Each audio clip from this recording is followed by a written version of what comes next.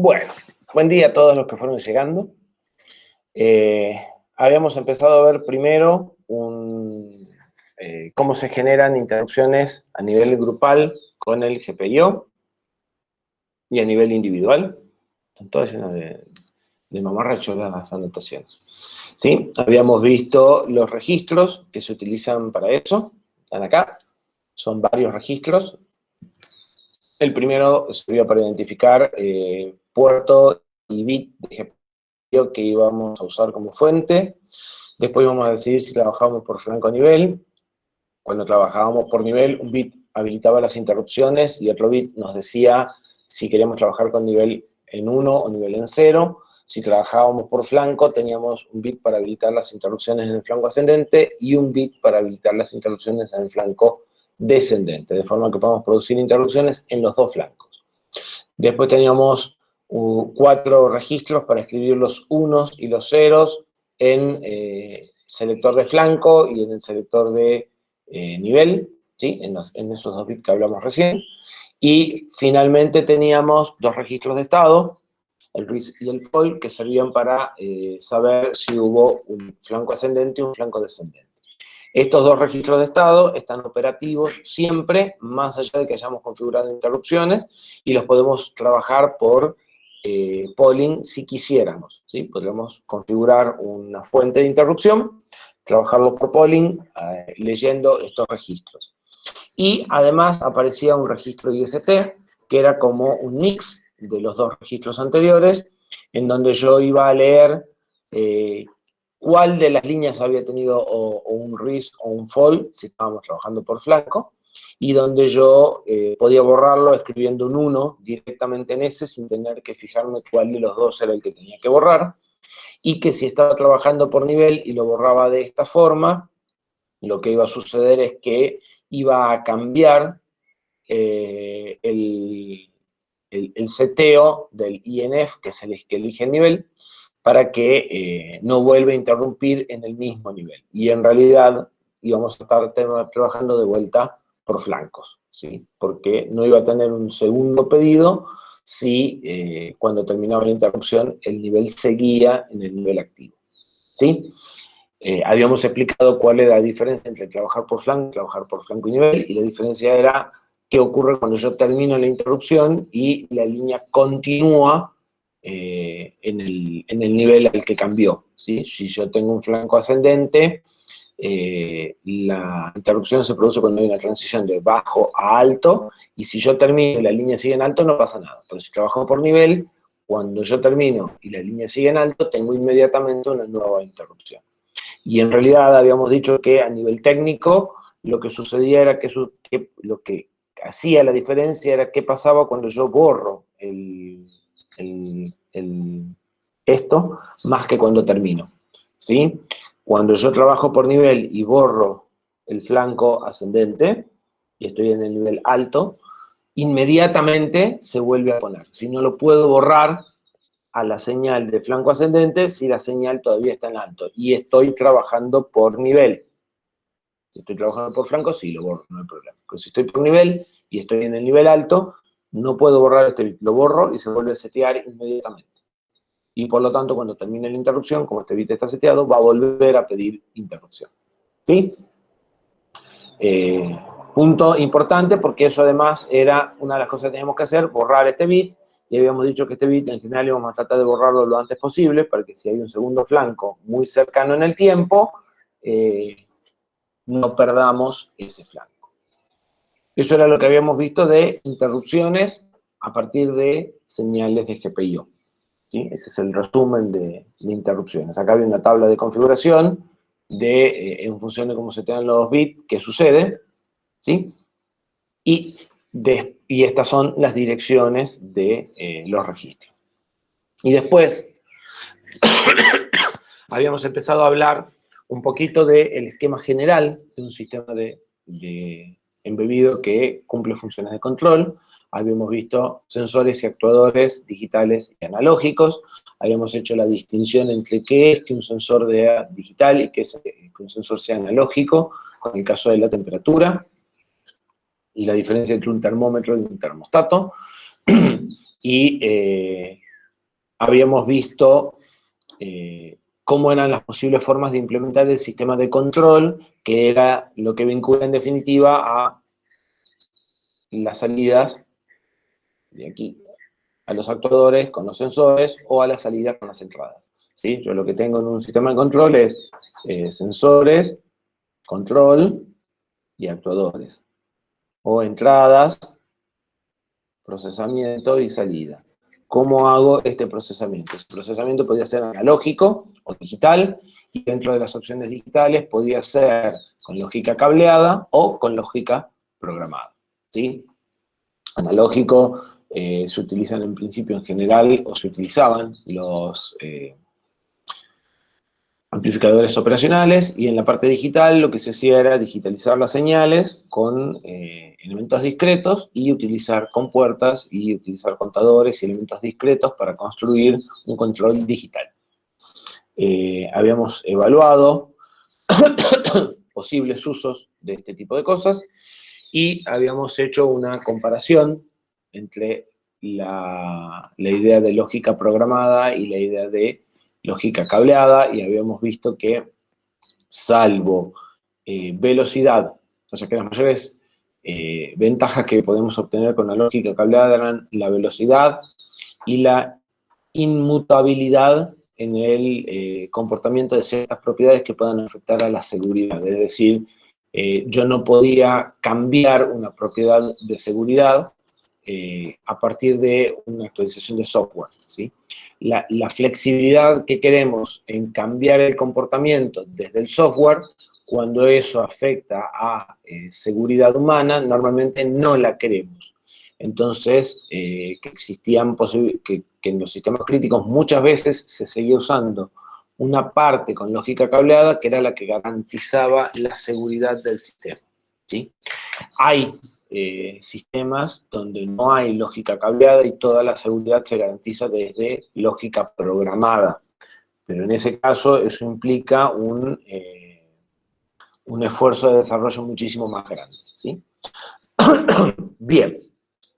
Habíamos definido dos variables o dos métricas que muchas veces usamos en forma indistinta, pero en realidad significan cosas diferentes y que se miden de formas diferentes. Una es la confiabilidad y la otra es la disponibilidad. La confiabilidad es el tiempo entre fallas, el tiempo que pasa desde que se produce una falla hasta que se produce la falla siguiente. Y se puede medir con dos métricas: el MTTF, que es el Middle Time Between Fails, no me acuerdo por qué la segunda T, ¿sí? Pero es la sigla en inglés para tiempo medio entre fallas, y la FR, que sería la tasa anual de fallas, ¿sí? Esto sería el periodo y esto sería la frecuencia. A la larga miden la misma cosa. Y por otro lado teníamos la disponibilidad. La disponibilidad es el porcentaje de tiempo que yo puedo utilizar el sistema o lo que sea que estemos midiendo, ¿sí? Y habíamos dicho que, en general, nosotros íbamos a ser más susceptibles a esta variable desde el punto de vista de nuestras expectativas que a esta variable, ¿sí? Y habíamos puesto un par de ejemplos de algo que falla una vez al día, pero que se repone en una décima de segundo, y de algo que falla una vez al año, pero que demora 6 meses en ser reparado, ¿sí?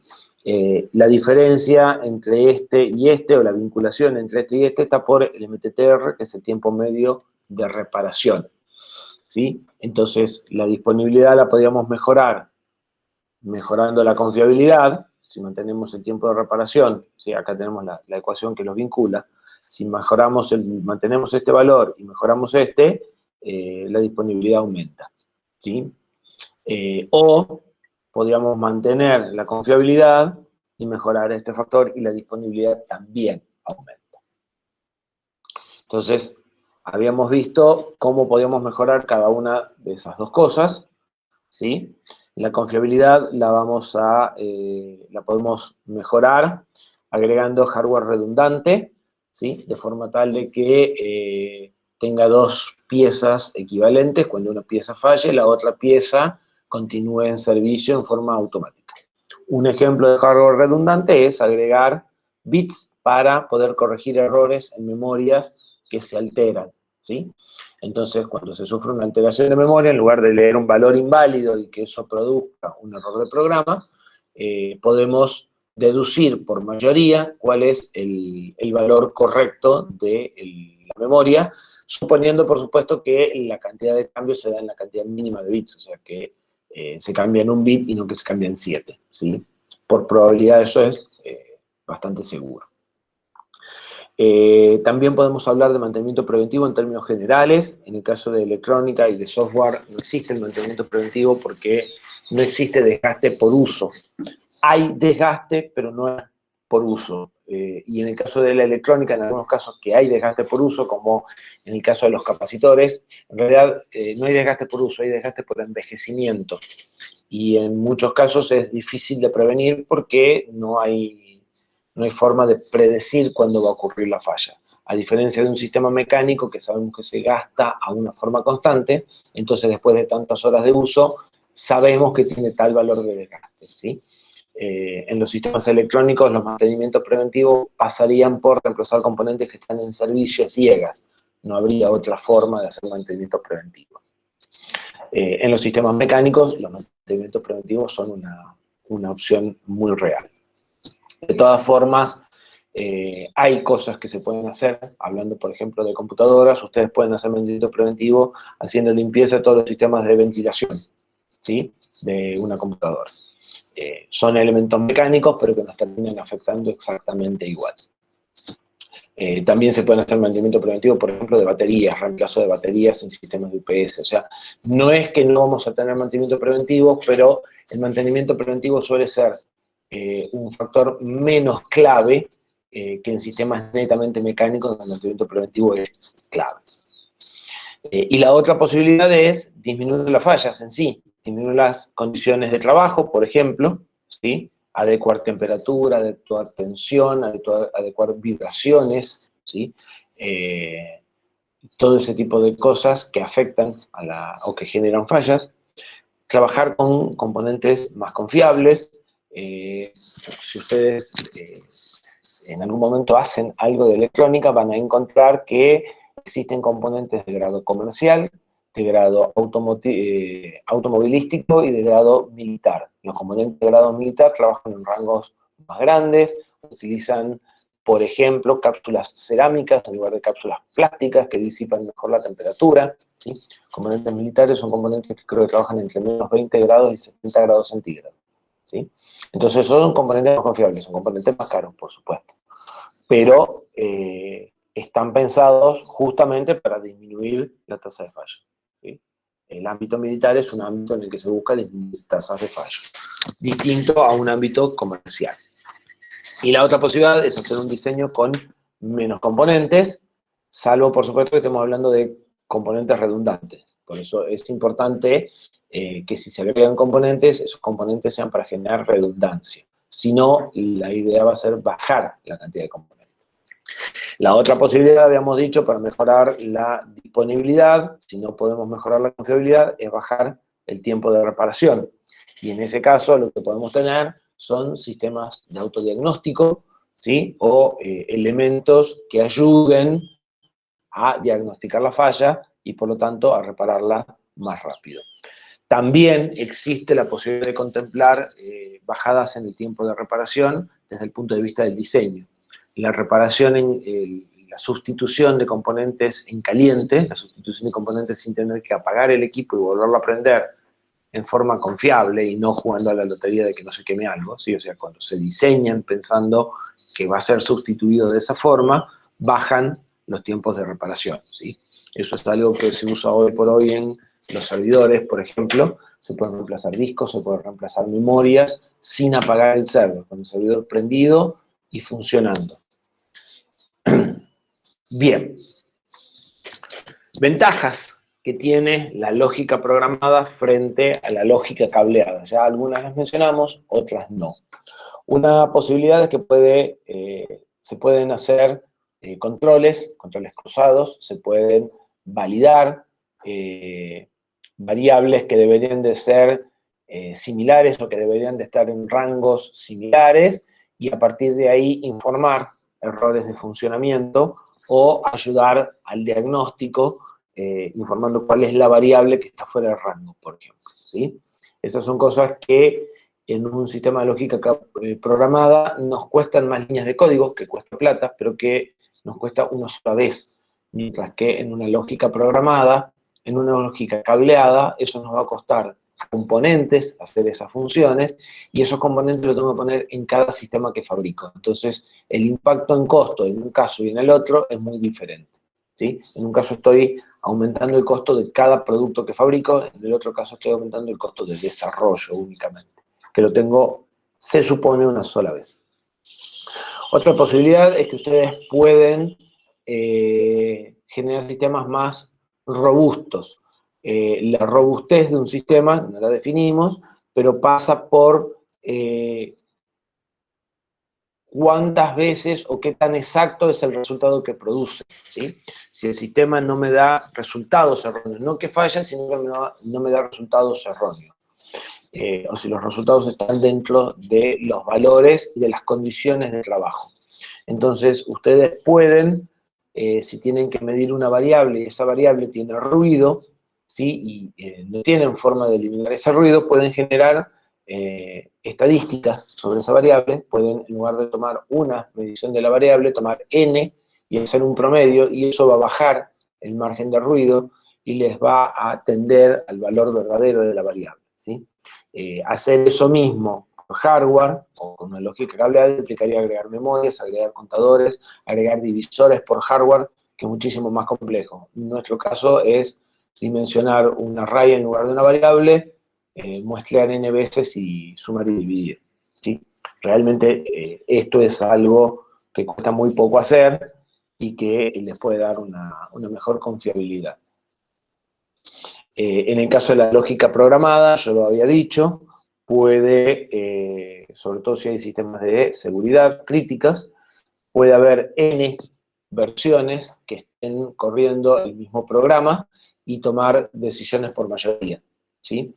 En sistemas críticos esto se usa, si ustedes quieren poner un sistema que tenga electrónica,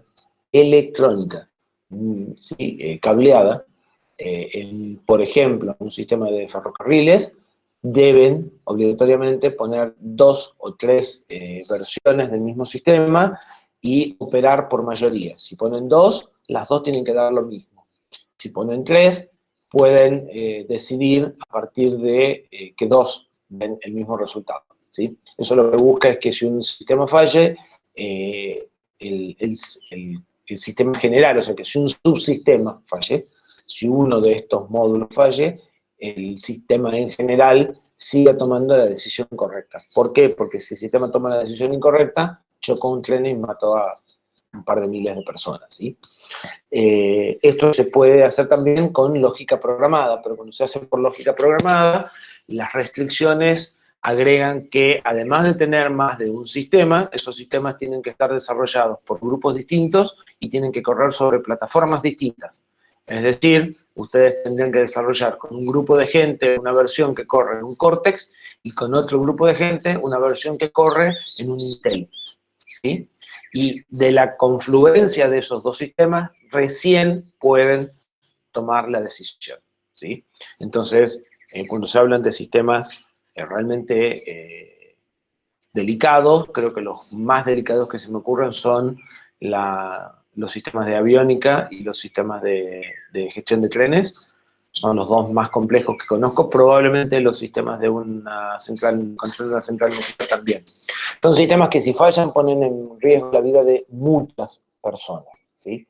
Cuando se evalúan estas cosas, se hace un producto que puede no sonar no muy feliz, pero que es lo único que se puede hacer, que es multiplicar la posibilidad de que algo falle por la cantidad de gente que muere cuando eso falla. Y ese producto es el que determina las cosas. Entonces, si la cantidad de gente que puede morir es mucha, el riesgo tiene que ser muy bajo.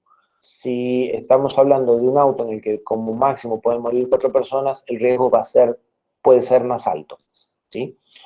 Porque las consecuencias en el nivel general a la larga van a ser menores, aunque obviamente cuando uno es el que va en ese auto que sufre el accidente, no esté de acuerdo. ¿sí? Pero las formas de dimensionar este tipo de cosas son de esa manera. Entonces, donde vamos a encontrar cosas más estrictas en lo que hace a seguridad, va a ser cuando la falla afecte a mucha gente, ¿sí? ¿Y qué opinan ustedes? ¿Qué usan menos componentes? ¿Un sistema con lógica programada o con lógica cableada? Esta es una pregunta que llevó muchas discusiones. ¿Por qué? Rosalba se juega por programada. ¿Por qué decís programada?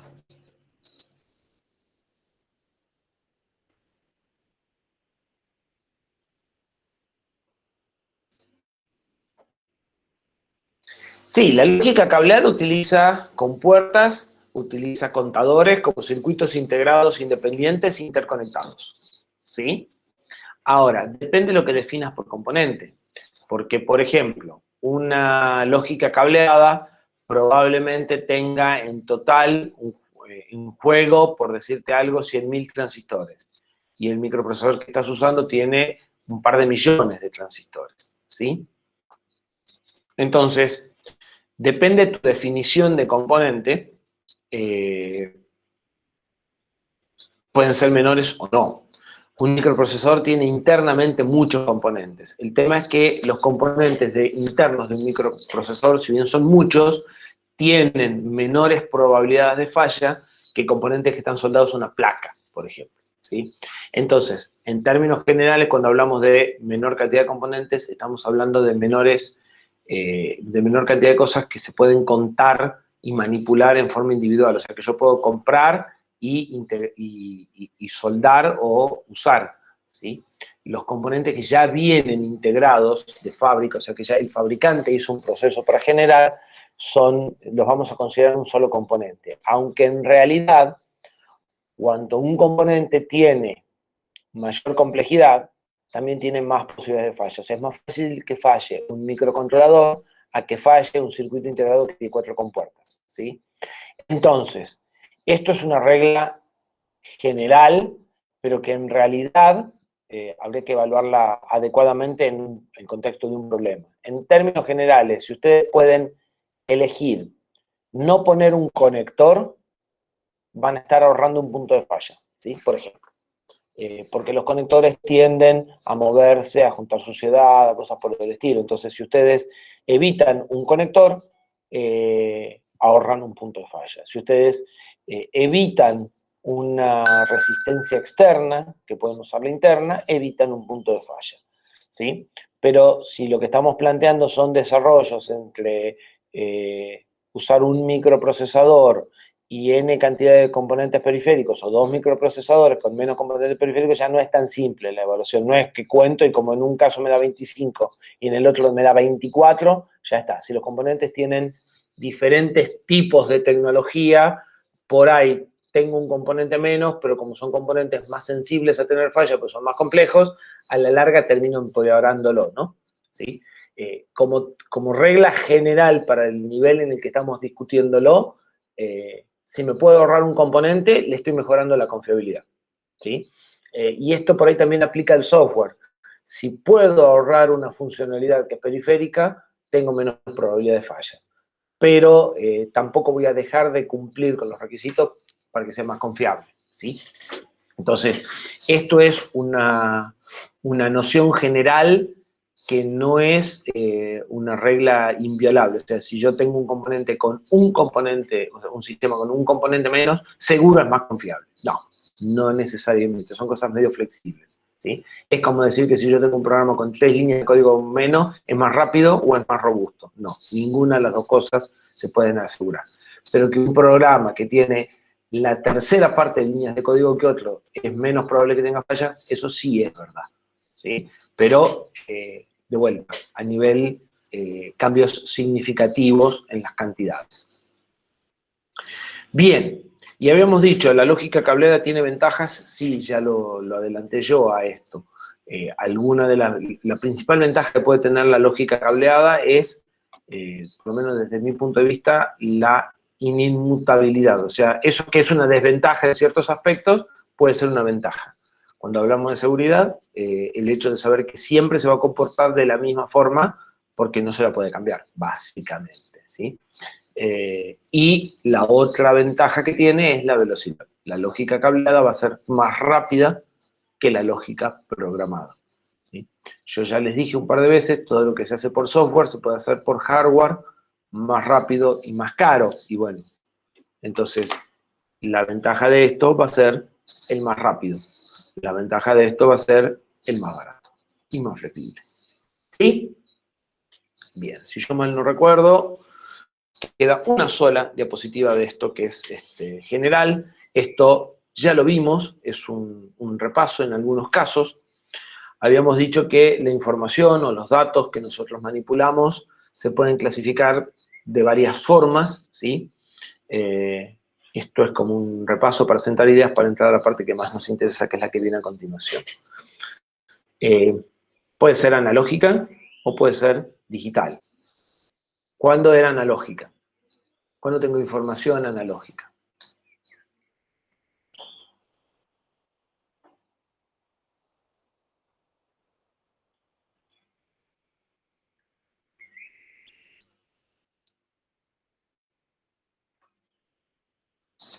¿Cuándo tengo información analógica?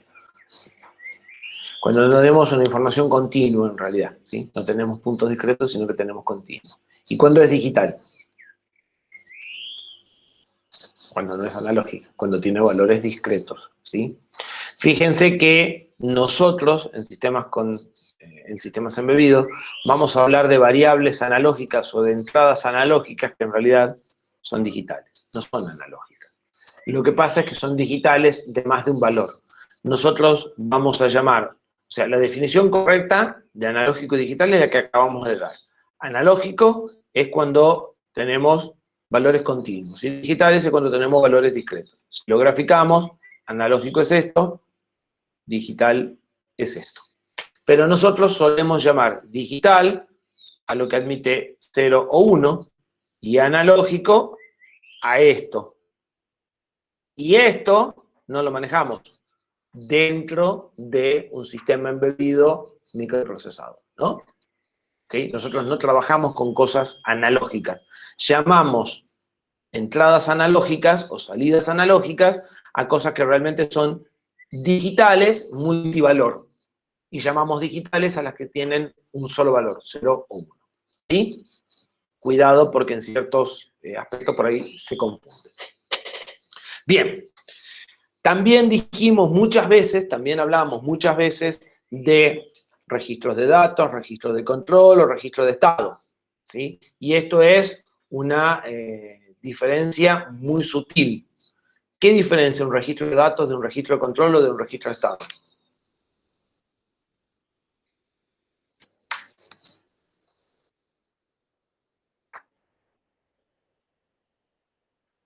¿Quién me puede dar un ejemplo de un registro de datos, un ejemplo de un registro de control y un ejemplo de registro de estado? Ya vimos de todos.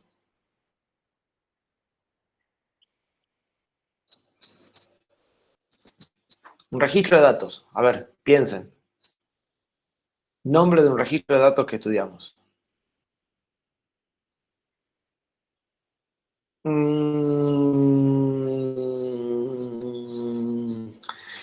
No, R1 es un registro de propósito general, puede tener cualquier cosa.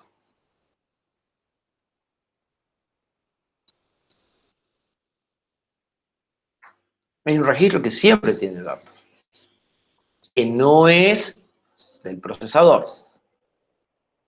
Por lo menos los ejemplos que yo estoy pensando. Normalmente el registro de datos de control y de estado son registros de dispositivos de entrada-salida.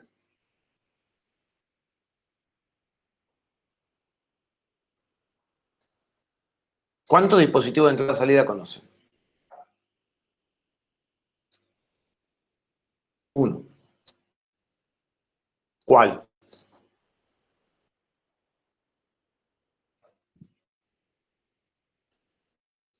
Bien. Un registro de estado del GPIO. Un registro de datos del GPIO.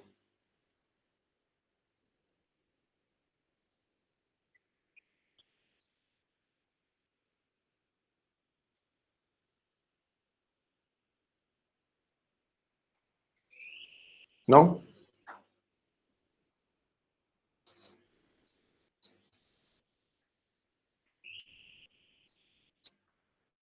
PIN. No, ese es de control. DIR controla si las líneas son entradas o salidas, ¿sí? DIR es de control. Determina el comportamiento del dispositivo. PIN es de datos, porque yo ahí pongo lo que quiero que aparezca en la pata, o sea, lo que pongo es el dato. Yo quiero prender un 1, quiero pagar un 0, quiero mandar un leer o escribir algo, lo hago a través de un registro de datos. Lo que estoy leyendo es el dato que quiero mandar al puerto o el que viene del puerto. Este es DIR. Y uno de estado,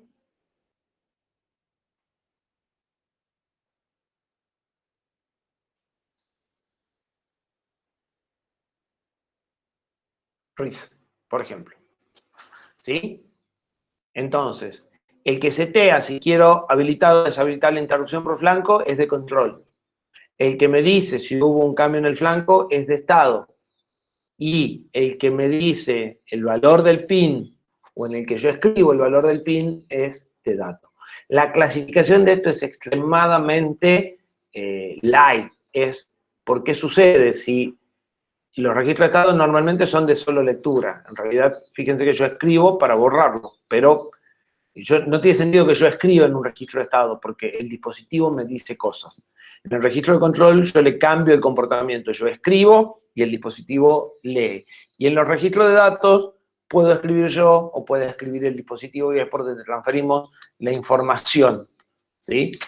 Lo que queremos enviar al dispositivo o recibir del dispositivo. En el caso del GPIO, yo quiero prenderle las patas o apagar las patas y entonces todo lo que involucre con el cambio de estado de la pata van a ser datos, porque eso es lo que yo quiero hacer con el dispositivo.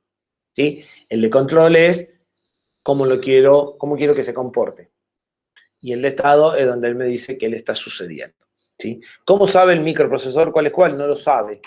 Lo sabe el programa y lo sabe porque yo decido en qué dirección estoy leyendo. Cada uno tiene una dirección independiente y la diferencia es desde el punto de vista de la comprensión nuestra. Para el microcontrolador todos los registros son idénticos. Todas estas cosas son datos numéricos que viajan por el database, ¿sí? Igual que los datos que se guardan en memoria. El microcontrolador no hace ningún tipo de clasificación de esto. La clasificación la hago yo en el programa. Bien. Otra forma de clasificar los datos o la información que se mueve de un dispositivo a otro es por la forma en la que se transmiten. Nosotros cuando vimos el bus de datos, vimos un ejemplo de transferencias en paralelo, donde yo tengo una línea para cada uno de los bits que voy a transferir. Entonces, si tengo un sistema de 8 bits, tengo 8 líneas con de 0 a de 7 que van del microcontrolador a la memoria o al dispositivo, y con las A pasará otra situación similar. ¿Sí? Tengo n líneas, una para cada bit que transfiero, y cuando transfiero todos los bits en paralelo, todos los bits al mismo tiempo. Eso no es la única forma de transferencia, y hoy por día ni siquiera es la más utilizada. ¿Sí? Otra forma que tengo de transmitir es usar un solo cable y ir mandándolos a lo largo del tiempo. Entonces, transmitiré primero el de 0, después transmitiré el de 1, después el de 2, y acá vamos a suponer que estoy transmitiendo justo el 55. Entonces, esto será de 0, esto será de 1, esto será de 2, esto será de 3, y los voy mandando a lo largo del tiempo con un ancho conocido o con una señal de clock que me dice, a ver si voy a dibujar una señal de clock, voy a tener una señal que me va a decir, mira, acá está de 0, acá está de 1, justo al medio va a estar esa señal en general, ¿sí? De forma tal que si yo acá estoy transmitiendo una cosa como esta, donde tengo 3 bits seguidos en 1, pueda saber, esto sería así, pueda saber que acá hay un 1, acá hay otro bit en 1, Acá hay otro bit en 1 y recién viene el 0. ¿Sí? ¿Se entiende? Entonces, puedo tener una señal de datos y una señal de clock. Y esa señal de clock me dice, en este momento tenés que fijarte en la otra para saber si estás transmitiendo un 0 o un 1. O podés tener, esto es un sistema sincrónico, porque hay una señal de reloj. O podés tener un sistema asincrónico donde vos decís, mirá, cada bit tiene un ancho definido y yo lo que voy a hacer es medir el ancho de esto y a partir del ancho yo voy a saber que acá hay en realidad 3 unos. ¿Sí? Esto es un sistema asincrónico. Tengo transferencias series sincrónicas y transferencias series asincrónicas. Toda la parte esta de transferencia serie, la parte de paralelo, la vamos a ver ahora porque es muy básica. Pero la parte de transmisión de datos la van a ver en una serie llamada transmisión de datos, donde van a ver este tipo de cosas en detalle. Y finalmente, lo que tenemos, que es lo que más se usa en el día de hoy, es una combinación de ambas. No tengo una línea donde transmito los bits, sino que tengo, por ejemplo, 4 líneas. ¿Sí? Y mando de 0, de 1, de 2, de 3.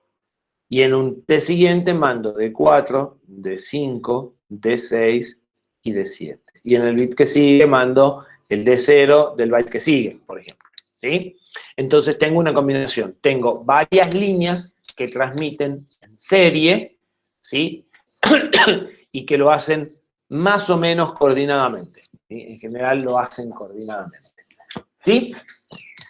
Y finalmente, por el modo de transmisión, sincrónico o asincrónico, en donde si hay tiempos fijos, o sea, si la duración de este bit está definida por un tiempo conocido, o sea, este bit dura, por ejemplo, 10 microsegundos, eso va a ser un sistema asincrónico.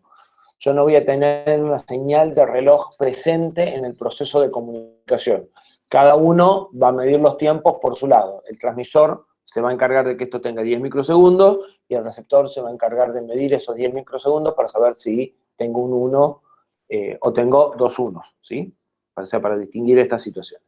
Y si tengo una señal de reloj que me marca explícitamente dónde debo de fijarme, como en este caso, lo que tengo es una señal sincrónica. Las transmisiones pueden ser sincrónicas en paralelo, ¿sí? O pueden ser asíncronas en paralelo. En el caso de una transferencia sincrónica en paralelo, lo que van a aparecer, que lo vamos a ver ahora, son 2 señales que me van a decir cuándo puedo leer y cuándo puedo escribir. ¿Sí? Bien. Entonces, todo esto es para llegar a un ejemplo que vamos a plantear ahora para analizar o para volver sobre esta parte.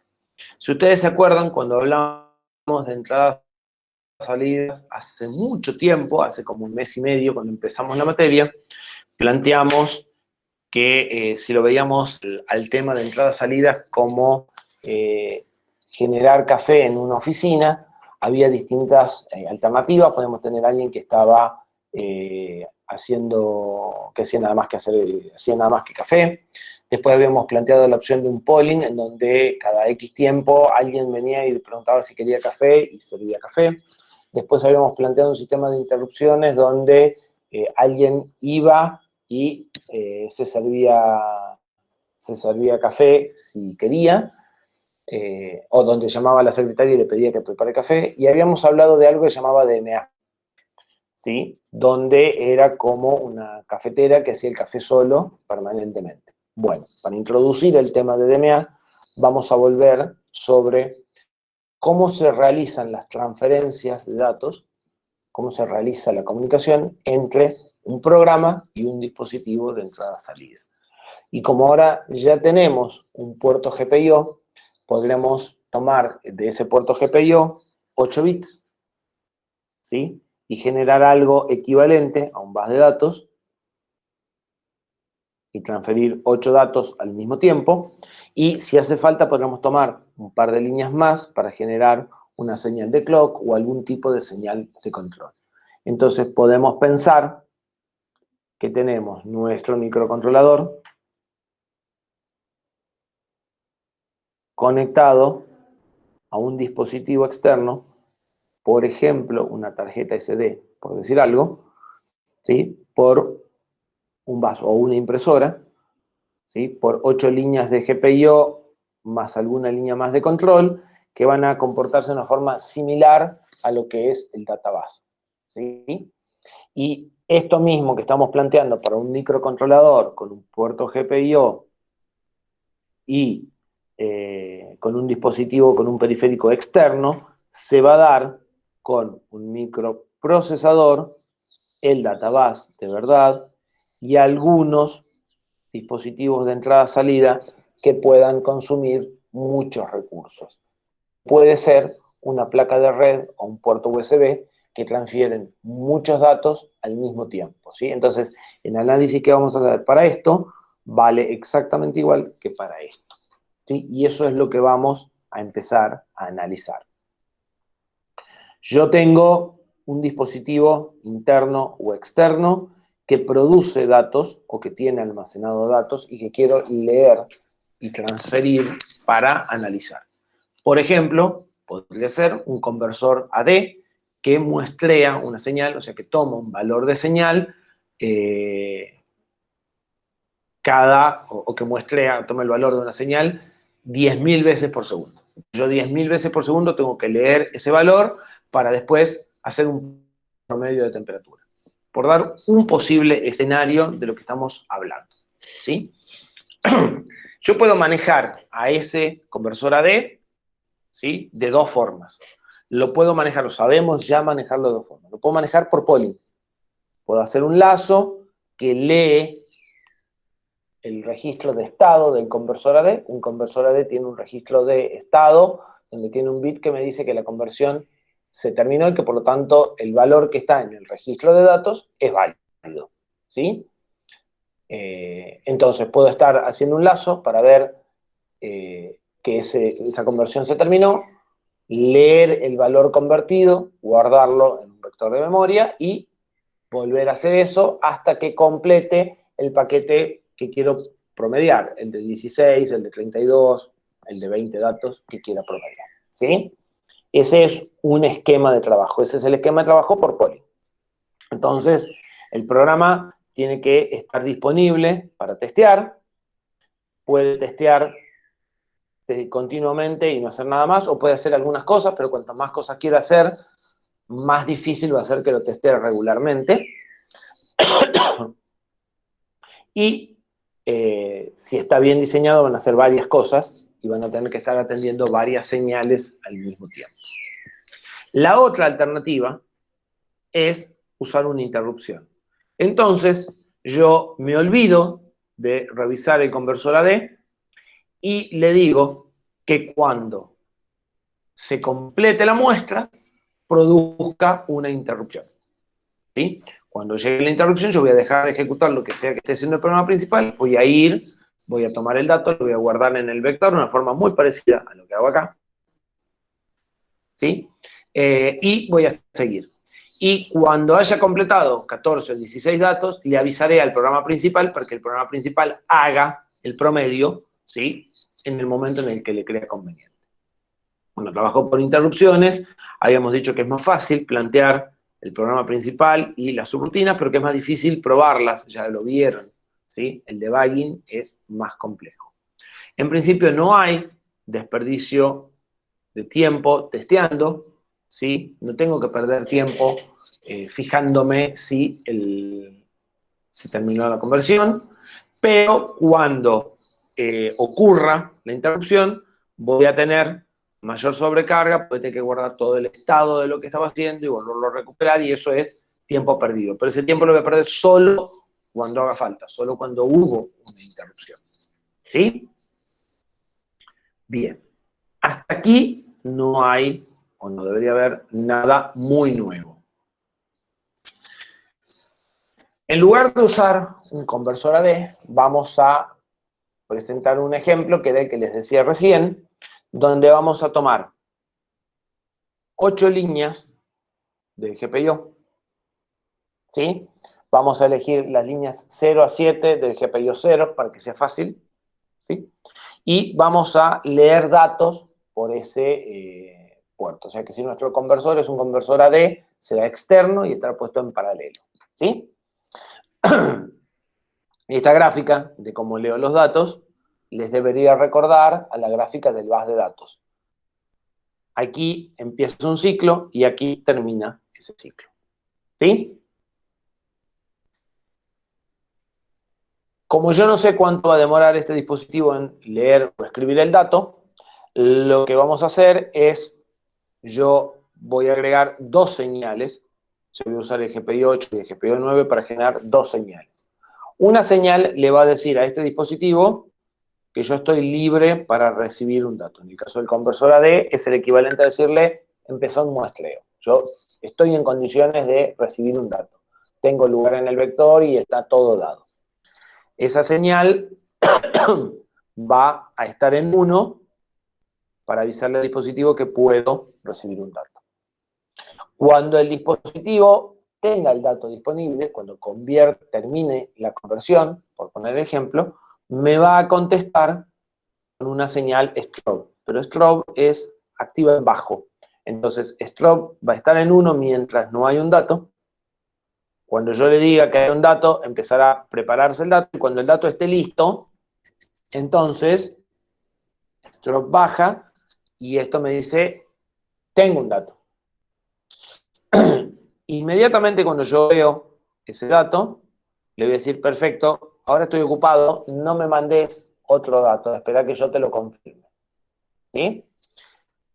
Voy a leer el dato, lo voy a guardar. Esto es un ACK, es un, vi que vos me mandaste un dato, estoy empezando a procesarlo, en definitiva. ¿Sí? Voy a leer el dato, lo voy a procesar, lo voy a guardar, y una vez que realmente ya terminé de procesar el dato y el dispositivo podría empezar un nuevo ciclo, voy a volver a ponerme ready. Al ponerme ready, esto le dice al dispositivo, ese dato ya está. Si ese dato ya está, él ya no tiene un dato disponible, preparará un nuevo dato y el ciclo se repite, donde esto va a generar esto. Este tipo de gráficas, ¿sí? Muchas veces se dibujan así.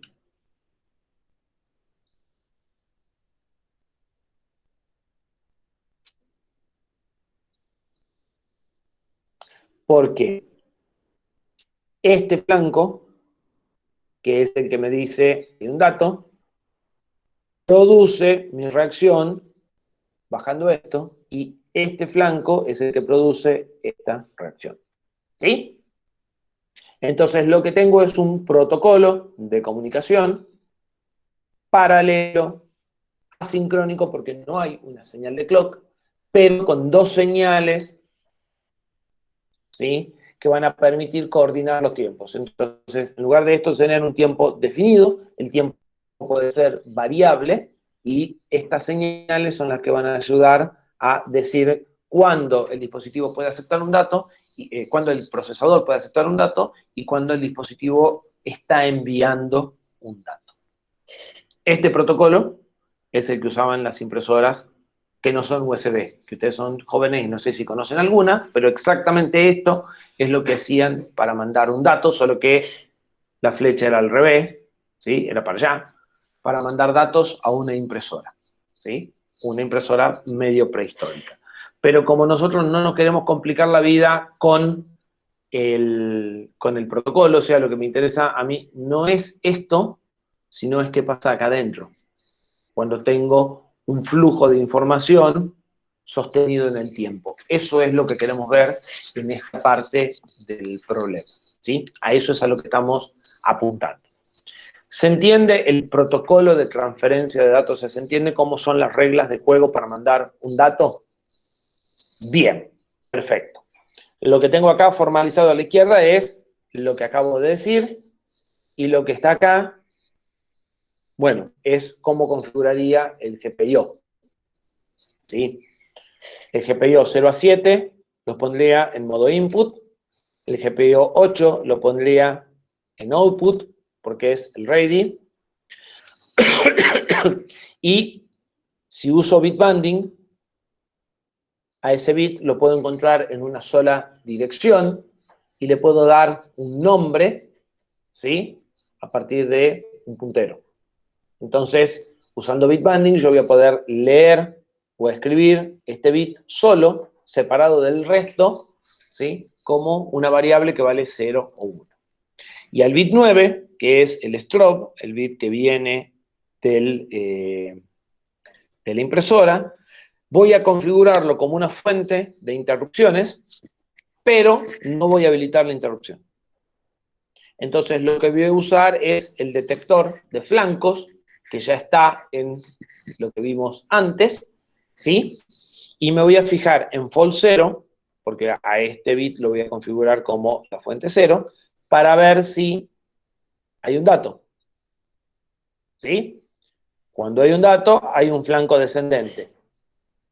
En lugar de estar leyendo si está en 1 y ahora está en 0 y detectar yo el flanco por software, lo que voy a hacer es usar el detector o sea, para detectar este flanco, que es un dato, en lugar de detectarlo yo en un lazo que lee si está en 1 y después ver que pasó a 0 y entonces hubo un flanco, voy a usar el hardware del sistema de interrupciones individuales, ¿sí? Pero no voy a habilitar la interrupción. Solo voy a configurar al GPIO 09 como fuente 0 y después me voy a fijar en false 0 y voy a mantener el resto en 0. Y finalmente lo que voy a hacer es enmascarar todo el puerto menos los 10 bits que estoy usando para olvidarme de los bits más grandes. Yo incluso, este código no lo armé yo esto hubiera enmascarado los 8 estos, ¿sí? Por alguna razón están los otros 2, porque a este lo voy a manejar de una forma y a este lo voy a manejar de otra. Lo que necesito es leer los 8 datos que llegaron por el puerto en paralelo. ¿Se entiende el cuadro de situación? Bien, hacemos una pausa, revisamos rápidamente el código de esto y empezamos a ver las consecuencias que puede tener esto en nuestro programa. Seguimos 9 y 5, si les parece.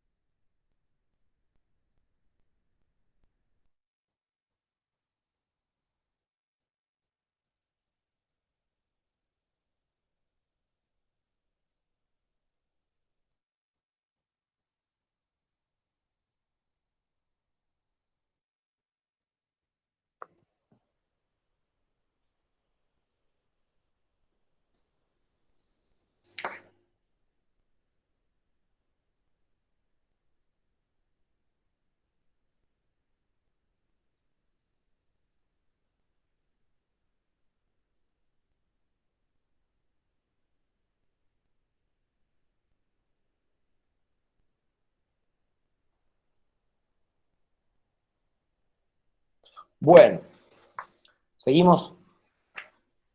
¿Están de vuelta? Café de por medio.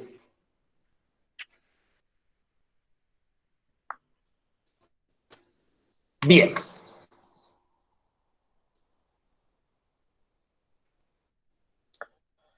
¿Cómo sería el programa que lee un bloque de datos a partir de este puerto que acabamos de hacer por poly? Bueno, en lo que vamos a tener es, como yo quiero leer un bloque de datos, voy a tener un vector, ¿sí? Y un puntero, que es lo mismo que hablar de un índice, que me va a decir en dónde tengo que ir guardando el dato. ¿Sí? Cada vez que llega un dato, lo voy a mover al puntero al que sigue y voy a tener el tamaño n de datos que quiero muestrear o leer. Cuando el puntero llegue al valor n o el índice llega al valor n, entonces se completó la lectura del bloque. ¿Sí? Estos son datos que se procesan en bloque. Un buen ejemplo, como para que nos quede claro, es dijimos que íbamos a hacer estadística para disminuir el problema del ruido, entonces en lugar de tomar una muestra, tomo 16 muestras y le hago el promedio. Hasta que no tenga las 16 muestras, no puedo hacer nada. Necesito juntar las 16 muestras para calcular el promedio, ¿sí? Entonces, las muestras me van a ir llegando de a una. Cuando tengo las 16, recién las proceso. Son bloques, son datos que se manejan en forma de bloques. Si yo tengo un bloque incompleto, no puedo hacer nada. ¿Sí? Hay paquetes de comunicaciones, hay sectores de disco, hay muchos datos que se manejan de esa forma, se manejan a nivel bloque, no a nivel datos sueltos. Entonces, mi estructura de datos, mi forma de manipular las cosas es un puntero al bloque de datos y un tamaño. En nuestro caso, como tenemos 8 bits, vamos a manejarnos en bytes, la tabla va a ser de n bytes, ¿sí? Y el contador va a ir de 1 en 1. Dijimos que aunque no usáramos interrupciones, nos podíamos fijar en el fall 0 para saber si había habido un flanco y que cuando había un flanco, entonces estábamos en condiciones de leer el dato. ¿Sí? Para el reset del fall se escribió un 1 en ese mismo lugar. Para saber, para sacar el ready, vamos a usar el bit bandy.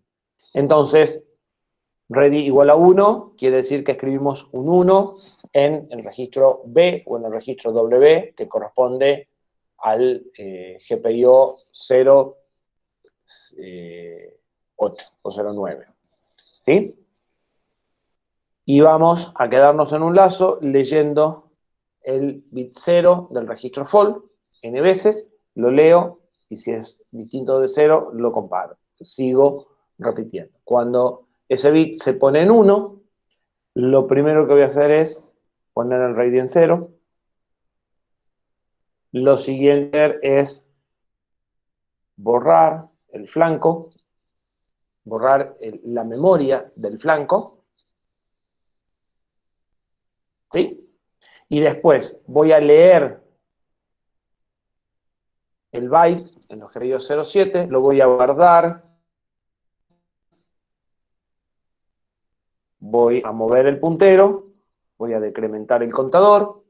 Si el contador llegó a 0 o a n, depende cómo esté contando, termino por acá abajo. Si no, vuelvo a repetir el lazo donde pongo el 1 y cite el ciclo. ¿Sí? Bien. Supongamos que si algo no se entiende, me paran, entonces pasemos a código.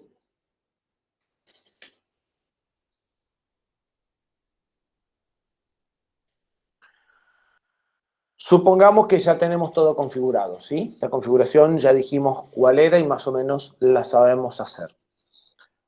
Voy a apuntar R0 a los registros PIN enmascarados del GPIO 0 para leer los datos.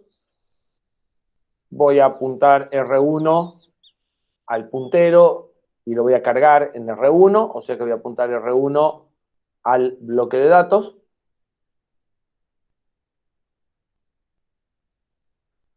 ¿Sí? Voy a apuntar R2 a la variable a la dirección de la variable de contador y voy a cargar el contador. R1 tiene el puntero, la dirección de memoria donde tengo que guardar el dato. R2 tiene el contador. ¿Sí? Acá cargué un puntero al puntero. Acá cargué un puntero a la variable. ¿Sí? Bien. Voy a apuntar R3 al registro fall, a la dirección del registro fall, y voy a apuntar R4 a la dirección en bit banding del registro de ready. ¿Sí? Tengo todos los registros ya apuntando a las variables que tengo que leer. Voy a poner en R6 un 1 y en R7 un 0. Y voy a guardar un 1 en ready, en la dirección en lo apuntado por R4, que es ready. Pongo el ready en 1. Eso me va a llevar 2T. Esta instrucción me lleva 2T.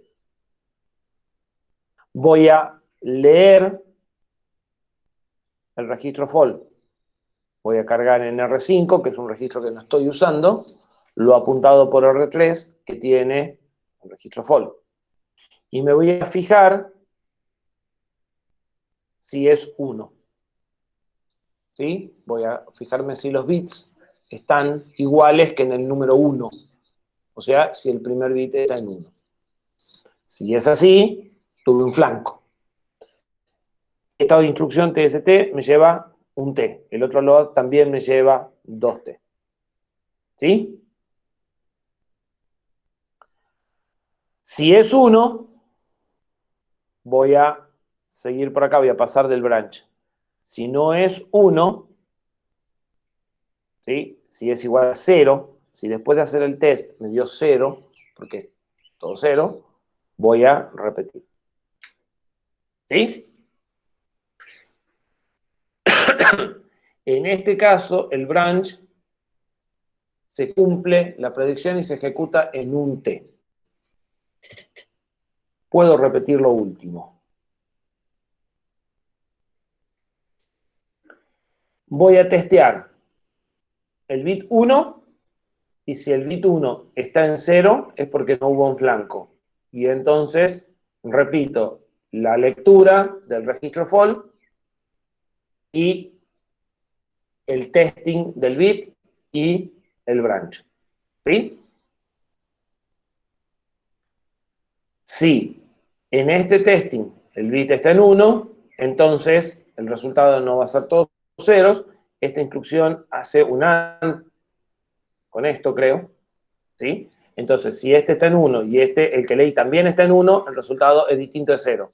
Si alguno de los dos es 0, entonces queda en 0. ¿Sí?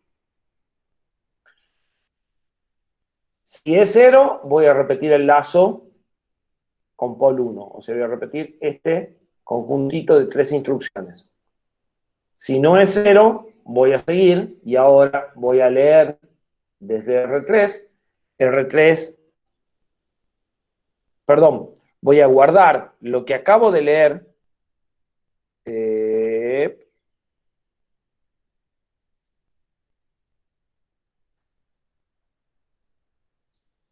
Voy a guardar R6, que tiene un 1, en R3 para borrar el fall. Yo particularmente no hubiese hecho eso, hubiese guardado R5, que es el que leí.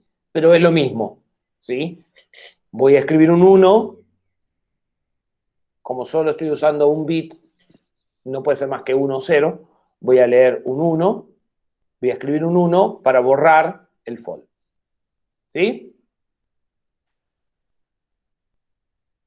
Voy a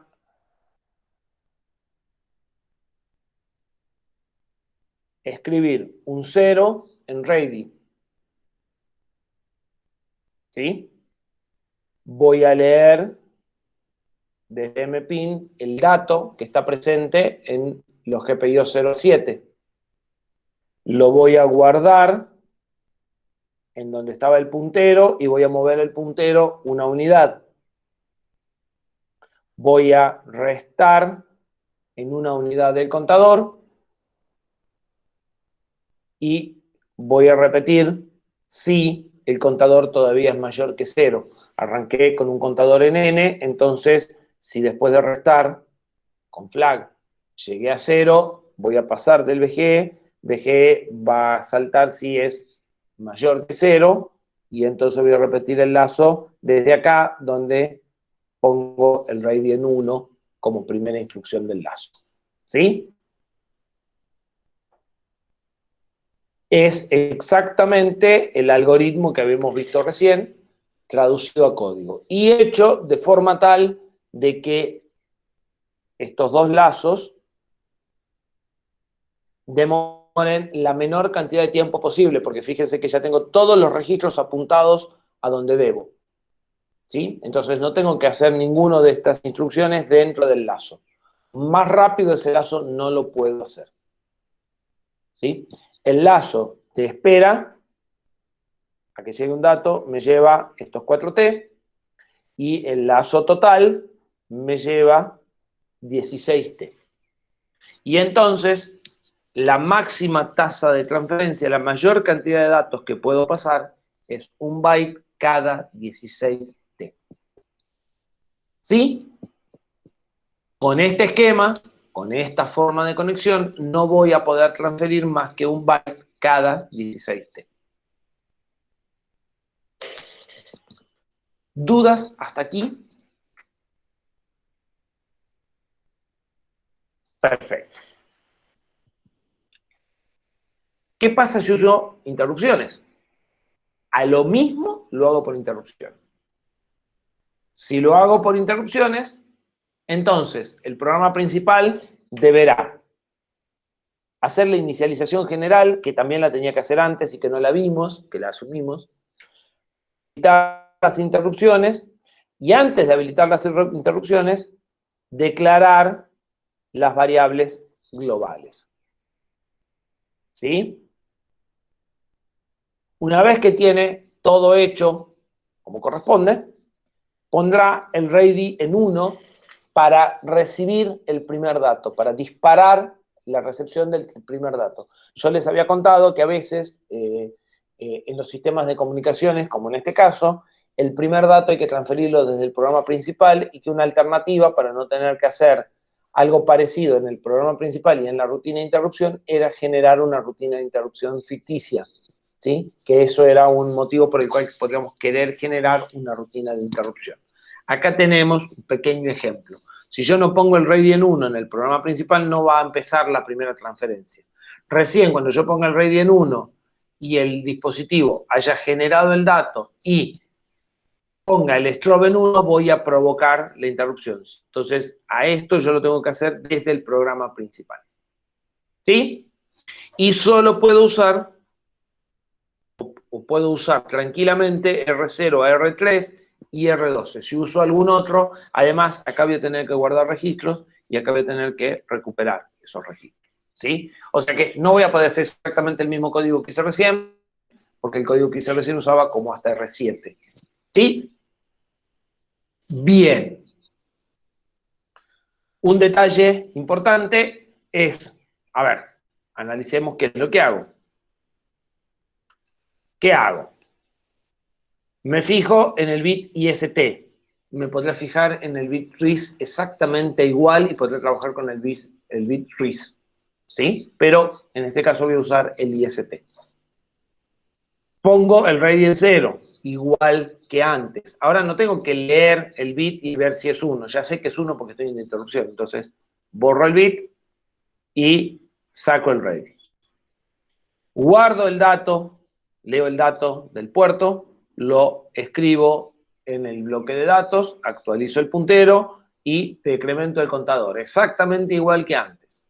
Si el contador llegó a 0, es el último dato. Si llegó a 0 y es el último dato, no vuelvo a poner ready en 1, porque hasta que yo no procese ese dato, hasta que no le haga el bloque, el promedio, no puedo recibir un nuevo dato, ¿sí? Entonces, no pongo el RAID en 1.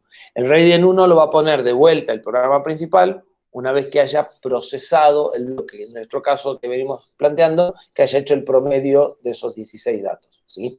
En el caso anterior, cuando yo llegaba al dato final, tampoco ponía el RAID en 1. Seguía por acá con el RAID en 0, procesaba el dato por acá abajo, y una vez que procesaba el dato, seguramente generaba un tercer lazo grandote, no lo tengo acá, que llegaba acá arriba para volver a poner el RAID 1 y procesar el bloque que sigue, ¿sí? Esto que yo estoy viendo acá sería la primera parte de un lazo, y acá abajo vendría el procesamiento del bloque, el cálculo del promedio, y el lazo más grandote que no vimos, ¿sí? En el caso de interrupciones, esto se mueve a la interrupción, y yo tengo vamos a dibujarlo en el de interrupciones. Yo lo que tengo es un programa principal que tiene un lazo que espera que el bloque se llene, y hará algo más si hace falta, el procesamiento, igual que hacía antes, y el lazo. Y acá arriba es donde hago el RAID igual a 1. ¿Sí? Entonces pongo el RAID igual a 1, espero que el bloque se complete, por ejemplo, viendo si el dato final llegó a 0. Cuando el dato final llegó a 0, proceso el bloque y vuelvo a poner el RAID en 1. ¿Sí? Bien, eso sería la parte del programa principal, que no nos vamos a concentrar demasiado, pero que a veces cuesta ver en el contexto cómo se comunica. ¿Sí? Vamos al código. ¿Qué pasa con el código? Bueno, esto en realidad yo lo quiero así y así. Apunto R0 al registro IST, cargo un 1 en R1 y guardo el 1 en IST. ¿Sí? Apunto R3 al bitbanding de ready, pongo un 0 y escribo el 0 en ready. Apunto R0 a mpin, leo el dato en los 8 bits inferiores del puerto, apunto R0 a la tabla, al puntero de la tabla en realidad,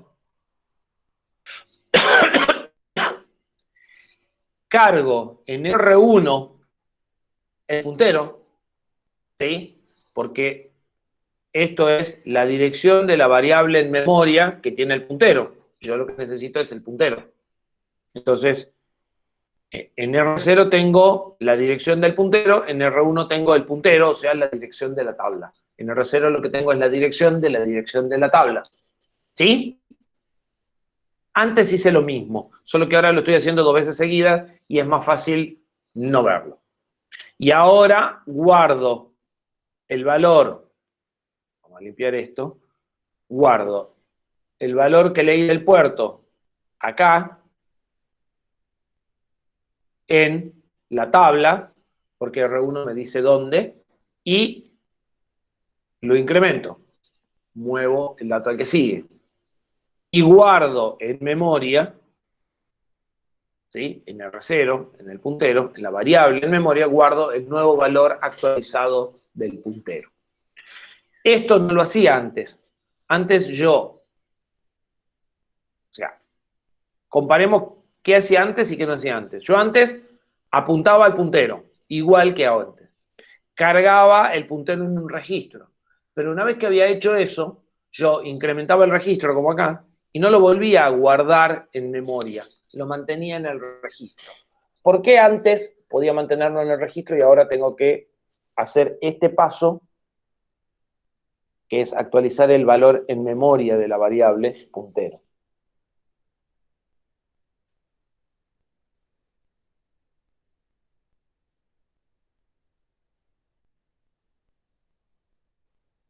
Vamos, que es fácil la pregunta. ¿Por qué se agrega ese paso? ¿Por qué Polling podía no hacerlo y acá lo tengo que hacer?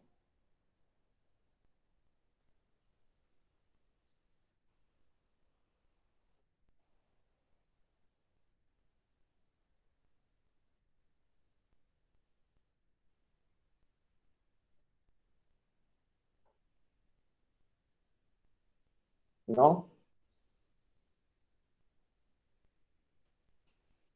Yo tengo en memoria, sí, puedo repetir. Yo en memoria tengo una variable que se llama puntero, que está, por ejemplo, en la dirección 1000, y después una variable que se llama contador. Están en memoria. Cuando yo hice el código del lazo, apunté a la dirección de memoria donde está puntero, la cargué en el registro, y después me mantuve siempre en el registro. Incrementé el registro, ¿sí? Y fui moviendo el registro, y la variable en memoria no la actualicé, o sea, R1, ¿sí? Vamos a poner un ejemplo numérico. Yo tengo la variable en memoria. En la dirección 1000 tengo la variable puntero. Y la tabla está en la dirección, a partir de la dirección 3000. Entonces, en la dirección 1000 lo que tengo guardado es el número 3000, que es donde tengo que guardar el primer dato de mi tabla. Yo acá cargué la dirección 1000 en R1. Acá cargué el contenido de la dirección 1000 en R1, que es el puntero, 3000. Y acá, cuando lo guardé, moví el puntero a 3001. Pero el 3001 solo queda en el registro. No se actualiza acá en memoria. Yo no volví a memoria a decirle, espera, corregí, saca este 0 y pone un 1. Y cuando pasé al 3002 tampoco. ¿Sí? Los valores 3000, 3001, 3002, los valores con los que voy barriendo la tabla, solo los mantengo en R1. Lo mismo pasa con el contador. Yo acá le dije que quería recibir 16 datos. Yo apunto al contador, cargo el 16, o sea, primero cargo la dirección 1004, que es la que tiene el contador, por decir algo, ¿sí? Cargo el 1004 en R2.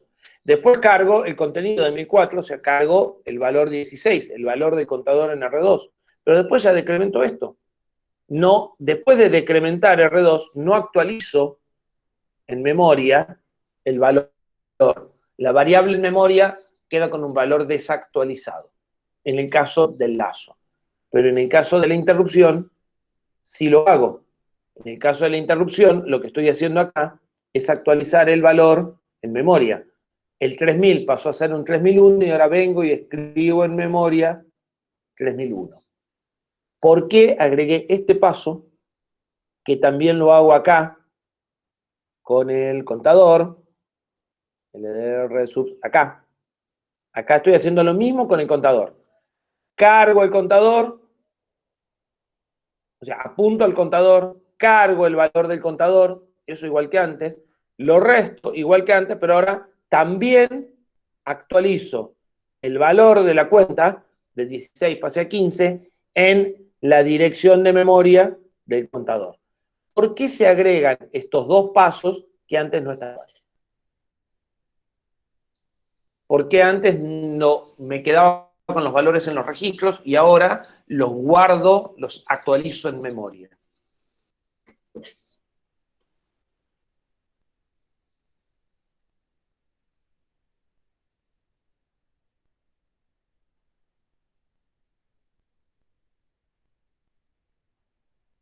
¿Nadie se da cuenta?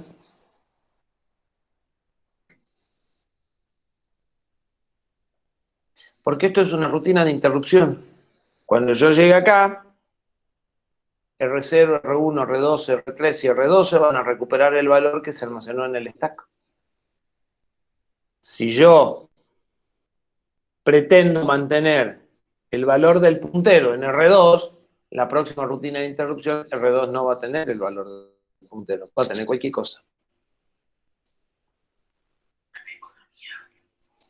¿Sí? Entonces, como esto es una rutina de interrupción, estoy obligado a mantener las variables en memoria. No puedo tener variables en registro. ¿Sí?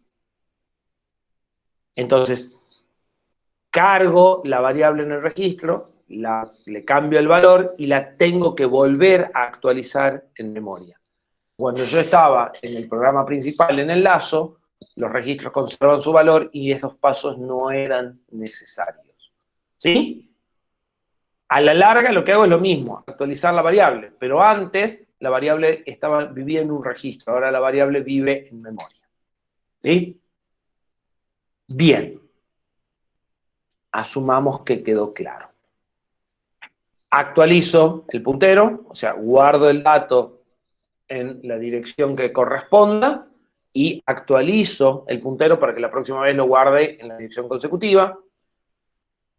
Apunto a la variable de contador, cargo el valor de contador, le resto 1, actualizo el contador en memoria y me fijo si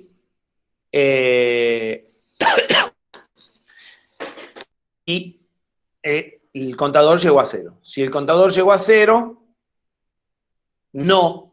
Si el contador no llegó a 0, en definitiva, cambio el ready. Hago un store de un 1 en ready. Y si llegó a 0, entonces no hago este paso, lo salteo. Esto es un bloque it, ¿sí? Y llego al final sin haber seteado el ready en 1. Estoy haciendo... Estoy haciendo este pedacito de acá abajo, que está caprichoso y no puedo pintarlo. ¿Sí? Donde esquivo el seteo del ready en 1 con ese bloque condicional. Bien, ¿cuánto dura esto? Acá están los T. ¿Sí? La suma de todo esto, sorpresivamente, demora 31 T. Casi el doble de lo que demoraba por Polling. Y no contento con eso, todavía me faltan los 12 T de guardar el estado, que se hace automáticamente, pero que son T que pierdo, y los 10 T de recuperar el estado, que también se hacen automáticamente, pero que también son T que pierdo. El resultado final es que yo puedo transferir en forma sostenida un byte cada 53 T, cuando antes lo podía hacer cada 16 T. Primera conclusión, ¿qué es más rápido, polling o interrupciones?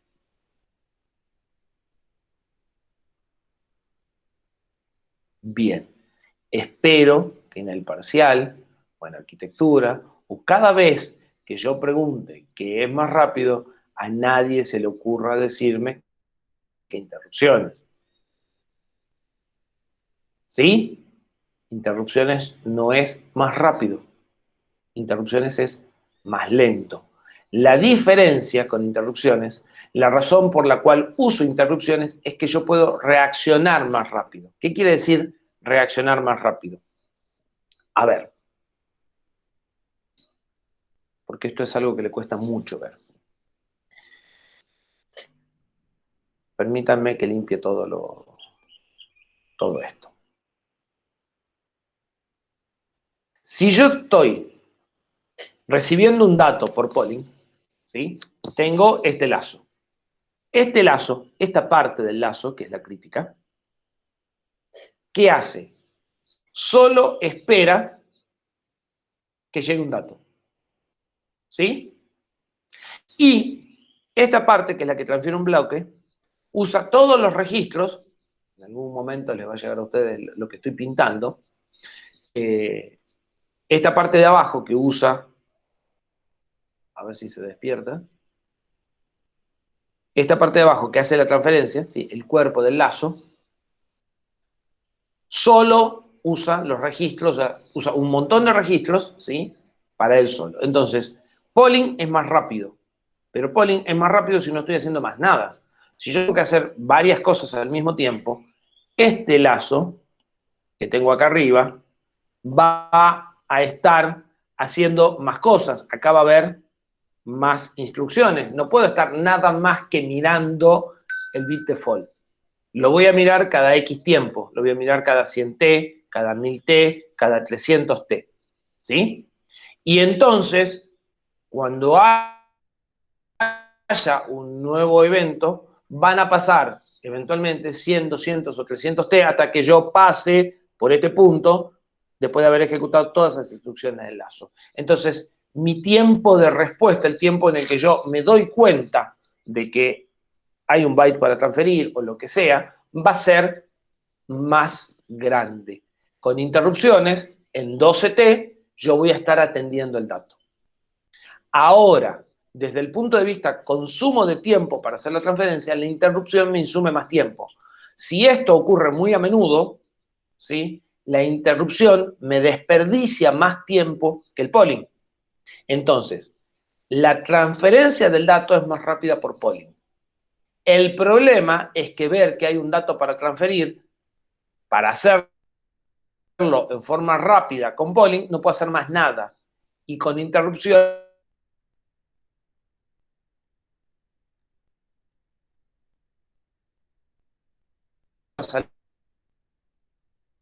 mi tiempo y reaccionar en forma rápida. Si por polling quiero supervisar N cosas al mismo tiempo, no voy a tener una reacción rápida. No me voy a dar cuenta rápido de que ocurrió el evento que estoy esperando. Sí, Gonzalo.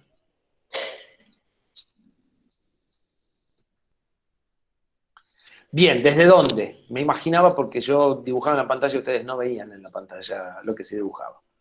¿Desde dónde se cortó? 20 segundos. Y qué sé yo que dije desde hace 20 segundos. A ver, repito un poco. La transferencia por polling es más rápida desde el punto de vista de que insume menos ciclos T para completar la transferencia de un dato. En un caso usé nada más que 16 T para leer un dato y en el otro usé 53T. La transferencia por polling insume menos ciclos, es más rápida. Pero para poder transferir a 16T por cada byte, el polling no puede hacer más nada. Si yo quiero hacer varias cosas por polling, el tiempo de espera, ¿sí?, este lazo que es el que espera que el dato esté disponible, el que espera que ocurra el evento, ¿sí?, o no hace nada, o si hace muchas cosas, va a tener un tiempo de reacción lerdo. Si el cuerpo de este lazo, que hoy tiene un T, ¿sí?, vamos a ponerlo en el código,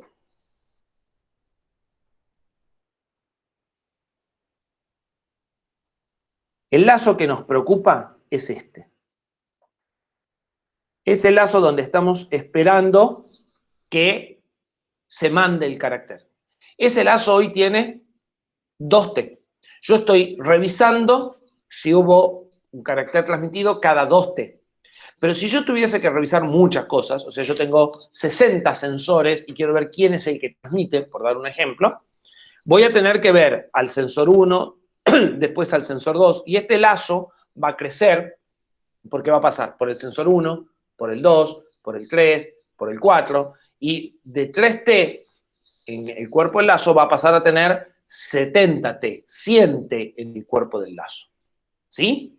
Hasta ahí me escuchan y se entiende. Cuando yo hago muchas cosas, este cuerpo de lazo en el que espero que ocurra la transferencia o el evento, empieza a hacerse cada vez más largo.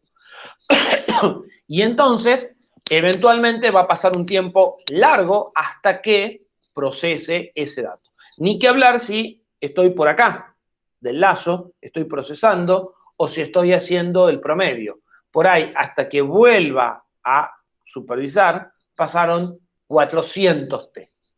Si yo estoy en interrupciones, ahí es donde gano. Si yo estoy por interrupciones, no importa en qué lugar esté, cuando haya un byte, voy a recibir ese byte en 12T. Entonces, las interrupciones son más rápidas no para transferir información, sino para que yo capture el evento. Yo voy a estar al tanto de que se está recibiendo un byte y voy a poder tomar el byte más rápidamente con interrupciones que con polling. Pero a nivel tiempo, la interrupción me va a llevar más tiempo. Lo que pasa es que en lugar de esperar 400T para darme cuenta de que llegó el dato, en 15T yo ya voy a estar recibiendo el dato. Yo puedo servir al dispositivo más rápidamente, pero me cuesta más tiempo. ¿Sí? Entonces, muchas veces hablamos de que las interrupciones son rápidas para responderle al dispositivo, no para hacer la transferencia. Hacer una transferencia de datos por interrupciones es costosa, es más lenta que hacerla por polling, pero puedo resolverlo más rápidamente desde el punto de vista del dispositivo como un cliente que me está pidiendo esa transferencia. ¿Sí? Sobre todo si estoy atendiendo muchos clientes al mismo tiempo. ¿Sí? Ahora, si tengo un solo cliente, polling es más rápido por donde lo busquen. ¿Sí? Como en este caso. ¿Quedan claros esos conceptos? Son conceptos muy importantes. ¿Qué quiere decir que una interrupción es rápida o en qué aspecto es rápida una interrupción y que la interrupción es costosa desde el punto de vista ciclos gastados en completar la transferencia? Esto está puesto en el contexto, como les dije, de un puerto GPIO,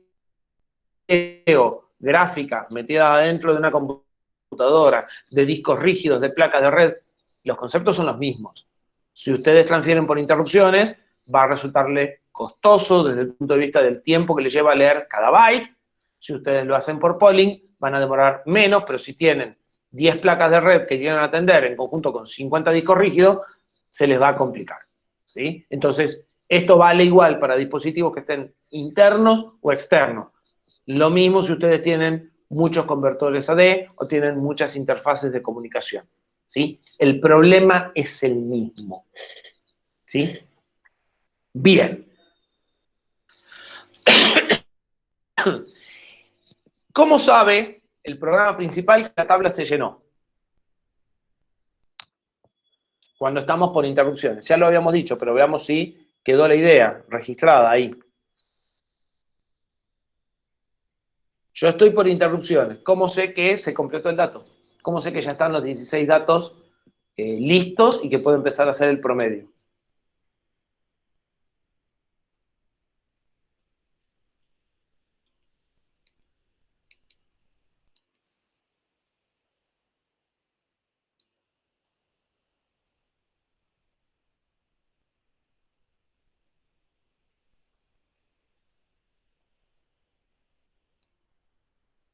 ¿No?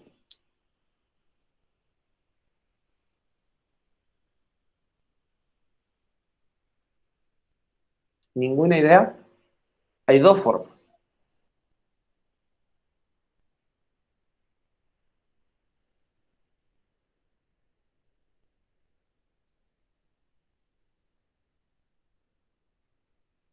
Los perdí, se cortó del todo.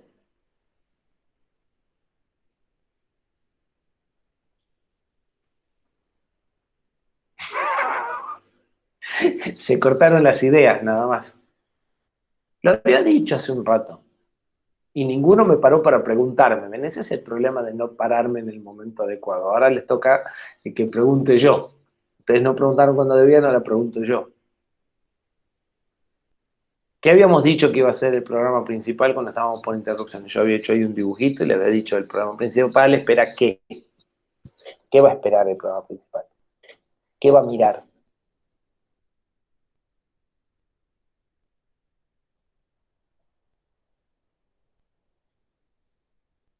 La variable contador.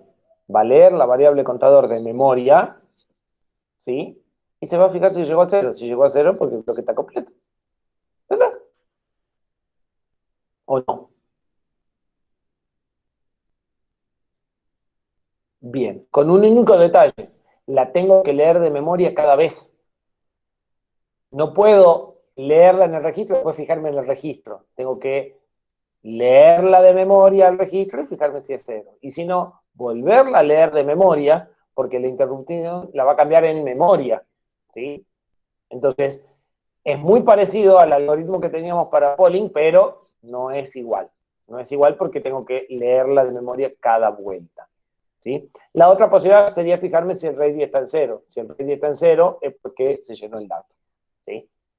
A la larga es lo mismo. yo les había anticipado y ahora sí ya debería de quedarles totalmente claro la comunicación entre una rutina de servicio de interrupciones y el programa principal siempre es a través de variables compartidas en memoria, direccionadas en forma absoluta. La rutina de servicio pone el contador en la dirección 1000, o el programa principal pone la cantidad en la dirección 1000, la rutina de servicio la decrementa en la dirección 1000 y el programa principal se fija si la dirección 1000 bajó a 0. No hay otra forma de comunicarse con las interrupciones, ¿sí?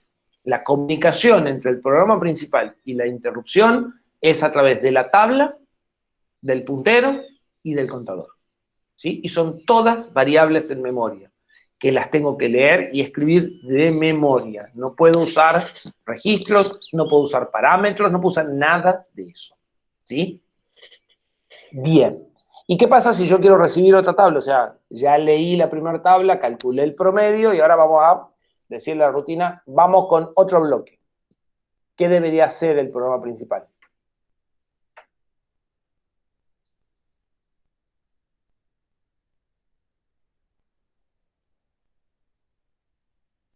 Eso es más fácil todavía.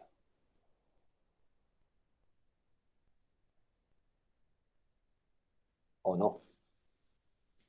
Es la combinación de la hora y el día, me parece. Es un viernes a las 10 menos cuarto de la mañana.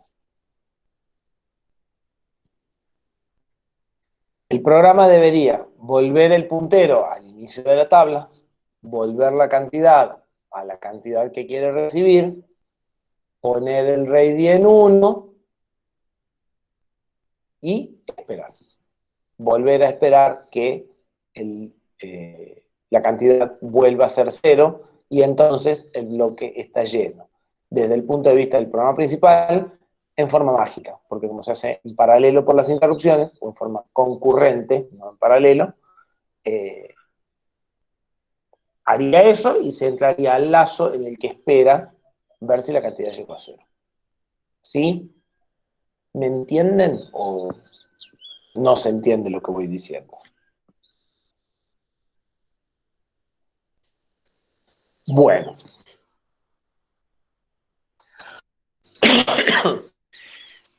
Perfecto. Cuando llega una interrupción, ¿sí? Se produce un cambio de contexto y ya lo habíamos dicho, lo que estamos es refrescándolo. Tenemos 12T, ¿sí? Que incluyen el vaciado del pipeline, ¿sí? Que habíamos dicho que se daba cuando había un salto que no era bien predicho. O sea, hay saltos que pueden demorar 1 o 3, ¿sí? Demora 1 si la instrucción que viene a continuación es la que el programa creía. Y demora 3 si la instrucción que viene a continuación no es la que el programa creía, y entonces tiene que tirar las dos instrucciones que había empezado a preprocesar, de la que había hecho el fetch y de la que había hecho el decode, ¿sí? Entonces, con la interrupción pasa algo por el estilo. En estos 12T ya están incluidos la pérdida de descartar las instrucciones que se habían empezado a preparar, ¿sí? Las que están a continuación de la instrucción que realmente estoy ejecutando. Entonces, los 12T son el cambio total, el tiempo total que demoro en hacer el cambio de contexto, y cuando vuelvo y recupero el estado, voy a tener 10T. Estos valores de tiempo son si no estoy usando punto flotante. Si estoy usando punto flotante, habíamos visto que se apilan más datos y entonces estos valores van a crecer porque tengo que guardar más registros, ¿sí? Si en la rutina de servicio, o sea, si yo estoy, a ver, vamos a hacer una línea de tiempo, esto también lo habíamos dicho, ¿sí? Si yo estoy en el programa principal y llega una interrupción aquí, y aquí estoy en la ISR, rutina de servicio de interrupción, y por aquí llega otra interrupción, entonces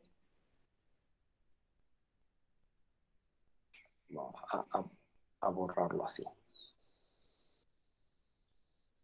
Vamos a hacer el dibujo de vuelta. Yo estoy en el programa principal. Llega la interrupción verde acá. Entonces, se guarda el estado, 12T, y se empieza a ejecutar la rutina de servicio de la interrupción que llegó. Si en el proceso llega una nueva interrupción, cuando termina la interrupción, en lugar de recuperar el estado y volverlo a guardar, directamente paso de la interrupción verde a la interrupción amarilla, y cuando termina la amarilla y no hubo nuevas, recupero el estado, los 10T, y vuelvo al programa principal. ¿Sí? Esto se llamaba tile chain, si se acuerdan.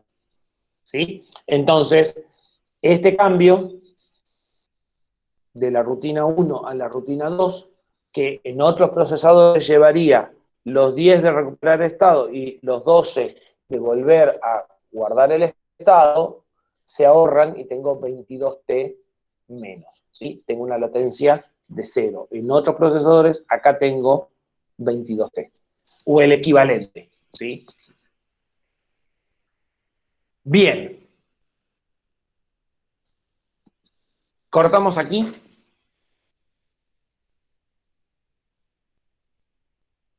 Seguimos el lunes que viene a las 8 de la mañana. Buenísimo. Bueno, si no tienen dudas, que creo que no, tienen una ensalada en la cabeza, pero no tienen dudas, por lo menos por ahora, los dejo que pasen el fin de semana revisando, así el lunes tienen dudas. Bueno.